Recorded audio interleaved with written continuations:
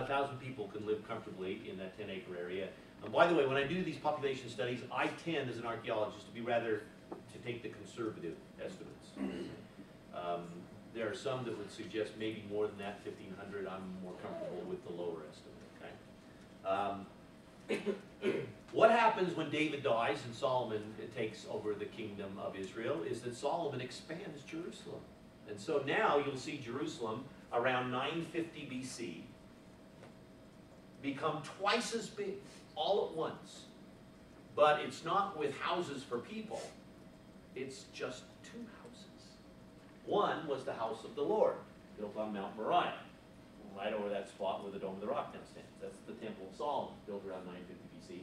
And the other one I haven't put on this diagram, but it would have been actually a larger complex right about here, and that would have been the royal palace of Solomon himself. And you read about both of these in 1 Kings, okay? But the royal palace was much larger than the temple because it had to serve an actual living extended family, and also became the administrative center for the government. Whereas the house of the Lord was specified in its dimensions and ritual. Okay? So the temple and the royal palace, and then David's palace probably became government administration building, you know, like government buildings will remain with the government, because, or maybe for members of the royal family a little bit further away from the throne. Maybe Absalom lived here and resented it. You know? Or actually, no, Absalom's too early. Maybe Adonijah lived here and resented it. Who knows? But so Jerusalem expands in what we archaeologically call Iron 2A. And there's a picture of the Temple Mount, and there's an exact, you know, digital photograph of Solomon's temple that I took at the time. So Jerusalem's expanding because it's the capital of a kingdom. Okay. Now, the walls around the Temple of Solomon and connecting to the old city of David are represented more or less by the red lines here in the aerial photograph, as you can see, corresponding to that. And that yellow one, see, I'm changing red to yellow right now. That yellow one still exists. Okay, the remnants of the eastern temple wall, which, by the way, in the book of John is called Solomon's Porch, actually have lowest levels of stonework, which it has been suggested by some prominent archaeologists actually date back to Iron Age 2A, to the actual founding of the wall. Now you can see some of this stonework at a little place on the south end of the Herodian platform, which we call Straight Sea. And it's kind of fun to take a look at that. There are some of my good students at what is called the Straight Seam. And here is the seam. You can see that this is stonework that is obviously of a different style and also newer than this much older stonework. Now, this newer stonework was put in place by Herod in the decade before Jesus was born. And it was part of the temple complex in Jesus' day, Herod's temple. These are what we call Herodian ashlars.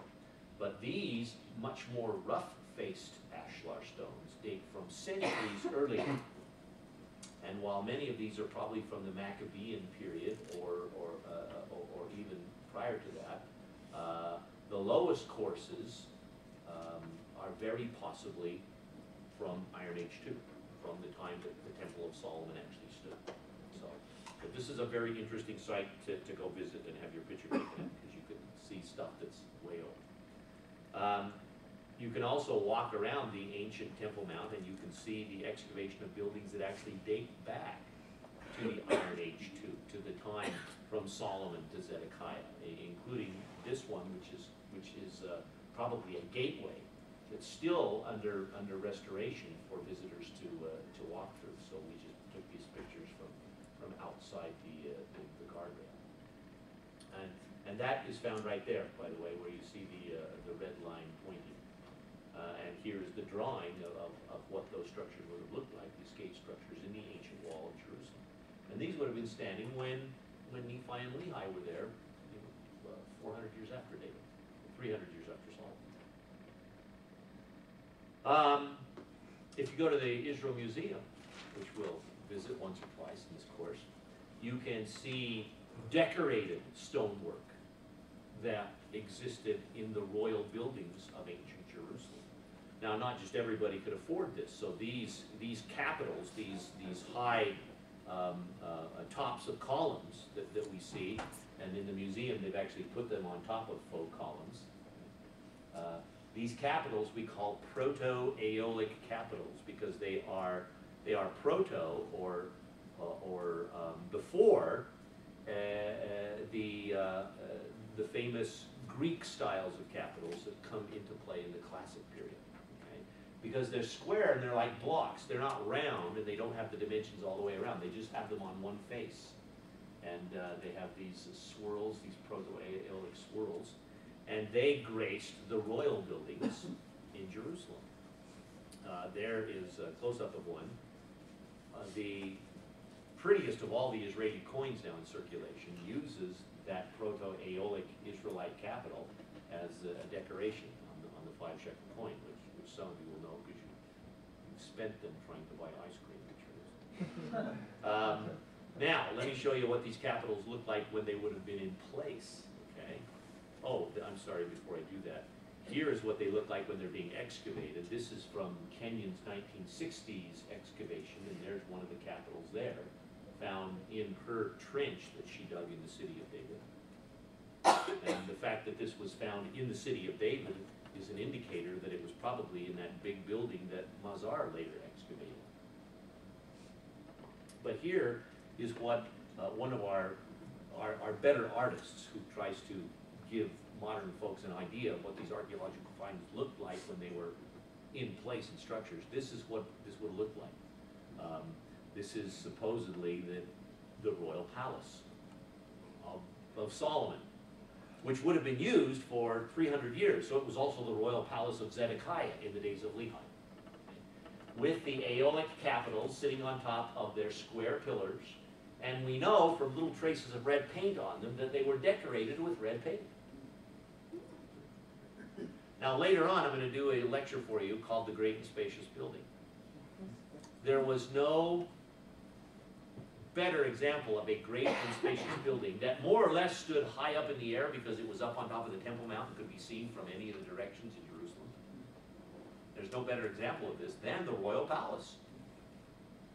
So when Lehi envisions a great and spacious building with haughty people in it pointing down at others, that's probably a dream form of something that really exists in Jerusalem, namely the haughty folk connected with the royal palace who were so rejected of him yet to leave. But this would be the type of stone architecture that you see. And that's in Iron Age 2 Jerusalem, the beginning of which is with Solomon, the end of which is Zedekiah, Lehi's time. Okay, the wall remains that I showed you earlier around the city of David remained in use for 1,300 years, or 1,200 if you will, all the way down to the time of Zedekiah. So the wall that may very well first have been built by Melchizedek continued to be repaired and used for centuries and centuries and centuries through Middle Bronze Age 2, through Late Bronze Age 2, into Iron Age 1 in David's time, and into Iron Age 2, and even after the royal palace moved out of the city of David up onto the Temple Mount, the wall around the city of David continued to fortify the city right down to the time that the Babylonians destroyed the city in 586 BC, just a decade or so after Lehi leaves. So these stones that we're seeing here, along with the noble brother Judd, which would have been stones in Melchizedek's wall, were also stones in the wall that was there when Lehi and his family walked away from Jerusalem for the last time. Am I convincing you? You have to go to Israel? Just for the Book of Mormon's sake, I mean, let alone the Bible. Okay, here's what it looks like in the winter, for some of you that know the rainy experience there. By the way, that right there is the area of the actual Temple Mount and the Straight Seam right up there. So you kind of get an idea. You're down in the city of David here, and up there is the plaza where the royal palace and the temple is. So you can see from the city of David, you would go up into the house of the Lord. Okay, good. That shows a little more of it there. Notice how the landscape of Jerusalem is. This was taken in February, okay, during the rainy season. Israel, the land of Israel, is not desert. You always imagine the Middle East as desert, but it's not. It's beautiful, beautiful country. It is rather brown and dry in the summer because it doesn't rain, you know, from like May to November at all. But from December to April, it's the most beautiful green with some of the most beautiful wildflowers you've ever seen. And Israel actually gets more rain annually than Utah does. Jerusalem gets an average of 22 inches of rain in a year. In Salt Lake, it's about 15 or 16. And so it really is not a desert. It's not the way you see in some of the goofy Bible movies. It's a beautiful, verdant land flowing with milk and honey, meaning very rich agriculturally. Must have been a real lifestyle change for Lehi and his family to actually move to the desert, to the wilderness, and have to live there for years after having lived in Jerusalem. Okay, I mentioned that.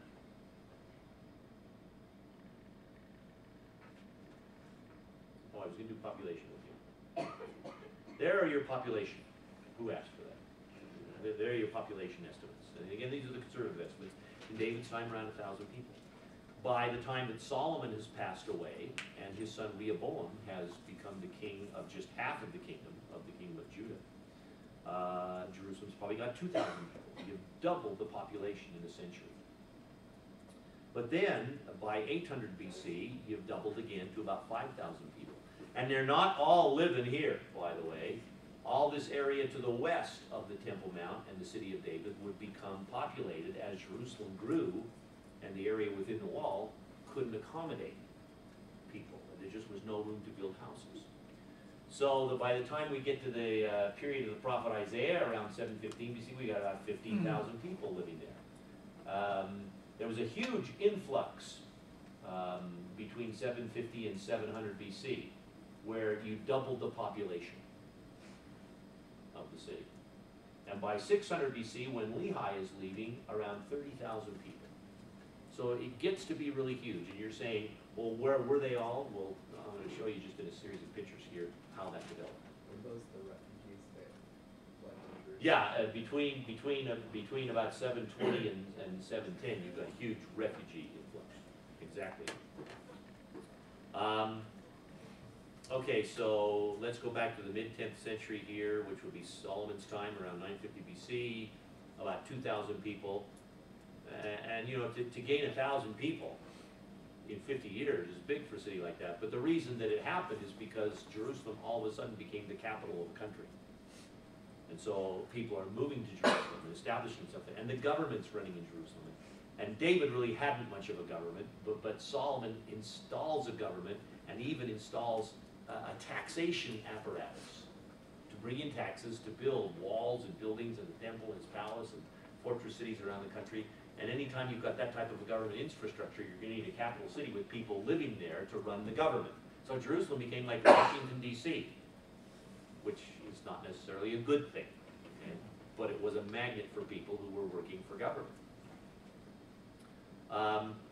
The water system of Jerusalem, which was right here at the spring, was altered so that not only was water available at the spring, but a canal was dug so that there was an open pool or reservoir down here at the south end of the city of David.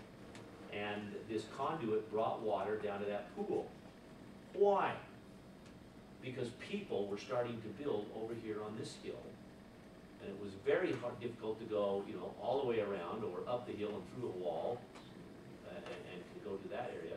So the government creates for them a water source here that they can go to easier. And we call it the Siloam pool. Okay? And that gray represents where, during Solomon's period already, but especially after Solomon's death and after then the city is growing, the population settles and builds houses just on the west side of the city of David, across the valley on this hill right here. And in the Bible, this neighborhood has a name, Maktesh, which is a Hebrew name that means a hollow area or a crater. And the reason for that is that there's a steep valley on the west side of the city of David, and then a hillside climbs back up so that this is another hill. Well, that part of the people began to settle in that valley that was essentially a natural crater. And then they build up the hill from the valley later on. But the Bible simply calls that area the hollow or the crater, the valley. And it's a new neighborhood. It's not inside the city of David. But it's outside the wall. There's no protection for it because they haven't built a wall yet for it, but they do have a water source. And so Jerusalem continues to grow. Okay? So there's the Maktesh. And you can read about the Maktesh in a couple of scriptures that I'll give you here in a minute. By the time you get to the 8th century, the Maktesh is expanding westward still. As more people grow, you got natural increase and also movement to the capital. And it grows onto this big hill, which is simply called the Western Hill. And they're still using the same water source. By the time, well, you're going to read about this now, okay, how Jerusalem grows and how it affects Lehi's time, so I won't mention that. But when you get to the mid-8th century BC, around 730 BC, you start to get Assyrian attacks on the northern kingdom of Israel. And thousands of people are deported, as you can see from this map. But many thousands actually flee the northern kingdom and move into the southern kingdom of Judah, which is a different political entity. But Judah is safe from Assyrian attack because they're already an ally of Assyria, whereas Israel was under attack by Assyria. So refugees fleeing from the area of Ephraim and Manasseh and Zebulun and Naphtali coming to Judah swell the population of Judah by 20%. And the population of Jerusalem grows rapidly between about 730 and 700 BC. Rapidly. Whole new neighborhoods in Jerusalem, as well as at all the other major cities of Judah, suddenly appear in the archaeological record in the last quarter of the 8th century BC, say from 730, 725 down to 705 or so. And this is because they were accommodating this refugee influx. Okay? What this did, by the way, is make Judah a kingdom of all 12 tribes of Israel. So that to be a Jew, to be someone of Judah, wasn't necessarily an assignment of tribal heritage. It was a citizenship label. Okay? You could be a Jew no matter what your tribal heritage was. And of course, Lehi, who was of the tribe of Manasseh, was a Jew because he was born and raised in Judah. Was there any kind of discrimination between refugees, or like what tribes? Well, probably not based on tribal grounds, other than, the new move-ins who were inconveniencing the locals right. in terms of the what. I happened to visit Houston not long after Hurricane Katrina devastated New Orleans, and a lot of people moved to Houston. And Houston went through a drastic adjustment period, trying to figure out how it operates as a city with all these new people who are new to the area, new to the culture, because Louisiana is different than Texas, and the employment situation and facilities, and that's a good modern example of how refugee populations really tax a population which at first tries to accept them and help them. So I'm sure there were difficulties. But the fact that we're trying to get to is that this happens, okay? Now, most of them seem to have settled outside of the area that was the local Judahite population of Jerusalem over the last couple centuries. And a whole new neighborhood developed, which was called Mishnah. actually called that in the Hebrew Bible. You don't see the word Mishnah in your English King James Version. They call it college or second area, because Mishnah means second or additional. I don't know why they call it college. But this was essentially a refugee camp. And notice how far away they are from the water. You know. But they're building houses of stone here. Now, the rest of this story you're going to read in the chapter. Okay? But by 715, you've probably got a population of 15,000 or so. And this is just 100 years before Lehi's time. So we're getting down there. King Hezekiah puts a wall around these western neighborhoods. Now let me go back. Boop, boop, boop, boop. See that? And it didn't build that fast. But starting in preparation for Hezekiah's revolt against the Assyrians, he knows Jerusalem needs to be fortified, and most of Jerusalem's people live outside the wall. So we note in 2 Chronicles that Hezekiah built up all the wall of Jerusalem and another wall without, meaning he fortifies the original walls of Jerusalem around the city of David and then builds a wall out and around all of the western neighborhoods. A huge undertaking. But it encompasses not only the Maktesh and the western hills, but also the Mishnah. Except that because of the topographical line upon which the wall was built, some of the houses of the Mishnah were razed, destroyed in order to build this. Okay? Now, there is an excavated portion of Hezekiah's wall that visitors to Jerusalem can visit. This actually was the one I talked about last week in the introductory lecture that probably Nephi hid outside of. Where is this located? Where you see the red, right there. That red is that segment of wall. And we variously call it the Israelite wall or Hezekiah's wall based on 2 Chronicles 2 or 32, pardon me. Or we sometimes call it the broad wall because Nehemiah mentions it by that name because it was, 22 feet wide. That's pretty broad. 7 meters wide. Solid stone. Stood 8 meters high. There's the ruler on the side of the modern building to show you how tall the wall stood. And there are the remains of a little house on the outside of the wall that was destroyed so that the wall could be built right there. Talk about eminent domain. Now this is what it looked like in 1973, 40 years ago, when they were excavating it just a few years after the Israelis captured the old city from the Jordanians. And the Professor Abigad, who I was privileged to know, was the director of those digs. This is what it looks like today, after the Jewish quarter has been rebuilt. But this is the length of it as they were excavating it. Isaiah 22:10 criticizes the Jerusalem government for the houses that they broke down in order to fortify the wall. And there's some of them, the houses of the refugees. Isaiah was a big kind of social justice guy. Even though it was a necessary thing, people were hurt by it and had to redo their houses. Now the point is, that the Mishnah was an area where northern kingdom refugees had moved. People of the northern kingdom tribes, the primary tribes of the north were Ephraim and Manasseh. Now this may start to make sense to you and you'll read more about it. Because, what I was going to show you too, and I know we're short here, but we just take 30 more seconds. If you go even into the malls in the old city of Jerusalem, where the archaeological remnants have been covered over, they will still have these little notices in the floor, so you'll know when you're walking over the ancient wall that's underneath you, the ancient wall line. And you can look down in those wells and actually see down 20 feet and see the walls.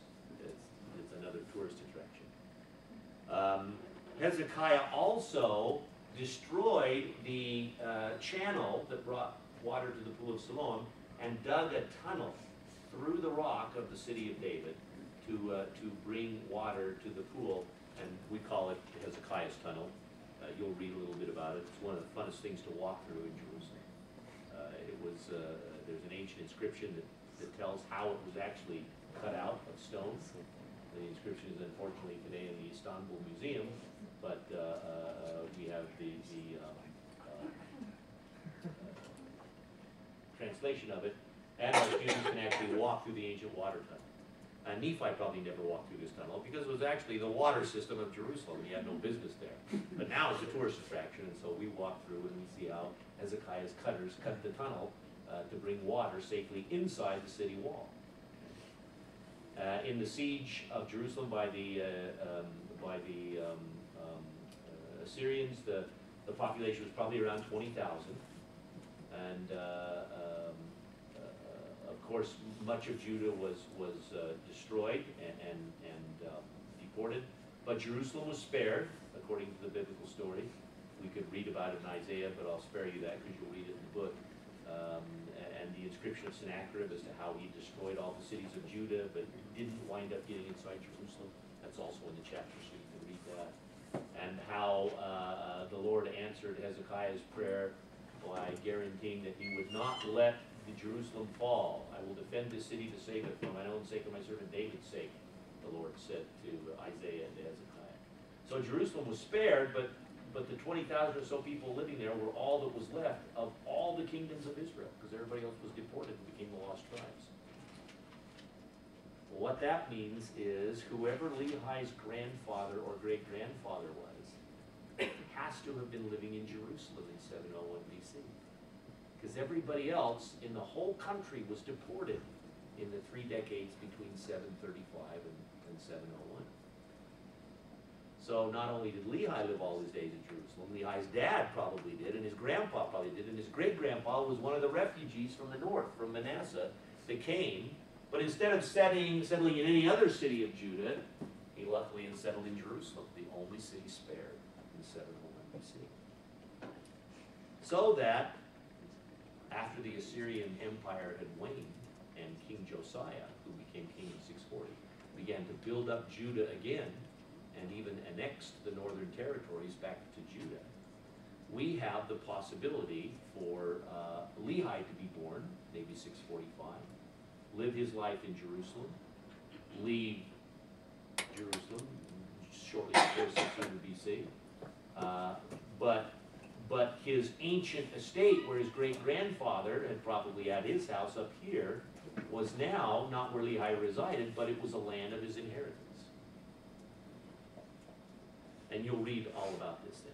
So, let's recap for just 1 minute.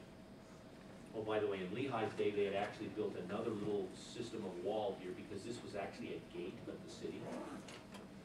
And you could, my students weren't able to in 2010-11 because it was closed, but there's a tower there that's been excavated, and it's in the basement of a private house, and you can go see the gate tower of the middle gate, if you happen to know the right people. But it's there, and I've got pictures of it. So this is what the Bible calls the Mishnah. The Bible calls this the hills. The Bible calls this the Makdesh, the city of David, the Temple Mount. These names are in Zephaniah. All of this is in the chapter. So you'll have it. And the chances of Lehi's house being in the Mishnah area of ancient Jerusalem are higher than for any other area, because he was of Manassite heritage. And the people of Manassite heritage came to Jerusalem in the late 8th century BC, just 100 years before Lehi's time. So it's very likely that he would have lived there on land, and maybe even a house that he inherited from his father or his grandfather. And while it's possible that he could have been in some of these other places, the likelihood for this is much higher. So with a question mark, we'll just say that the house of Lehi would have been more likely to be in what today is called the Jewish quarter of the old city, not far from the Herba synagogue, than anywhere else in the city. And that is the scenario that you'll read more about now in the chapter. But there'll be plenty of other things that we haven't touched on that will I think, come together for you now better because you've seen this series of photographs. So, for next week, if you would read this study and send in your 300-word response, we'll be very happy to bid you thank you, farewell. May the Lord bless and keep you, and have a great, great week.